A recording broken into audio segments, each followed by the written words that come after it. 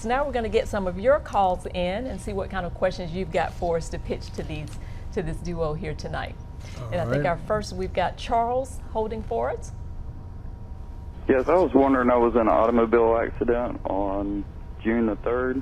I was stopped behind a minivan and a truck hit me at 45 miles an hour. Got back injuries and neck injuries.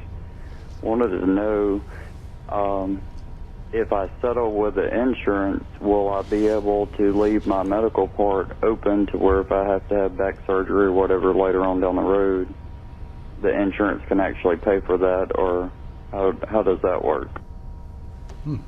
That is a fantastic question. Pretty common, yeah. I bet. I wish that people would ask that more often, because nowadays so many people come in, and understandably so, they want their money quickly, and they're not really thinking about the fact that their injury could develop and develop and develop down the road. So that's why it's so important to go and see a lawyer who can talk to you about, making sure you get into the right kind of doctor to see how your injury could develop. Because getting back to his question, no, once you settle your case, it's settled. You can't leave it open forever, because, just policy reasons, that would keep insurance companies tied up in litigation forever and ever. You can't keep them on the hook. So it's really important to go see a lawyer that can tell you and get you, investigate the value of your claim and what your injury is going to develop into down the road. Yeah, and it is a great question, because most people don't understand that. And they do want money now, whether it's to get the car back on the road or whatever. But when you resolve a case by settlement, you settle it against anybody that might have been responsible forever. From as long as grass grows and the river flows, you have no case against anybody. It's as simple as that.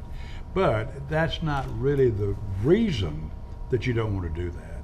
And Kate pointed out, the reason is you don't know what your injury is going to do down the road. You don't know what the residual problems are that will be caused by whatever that injury is.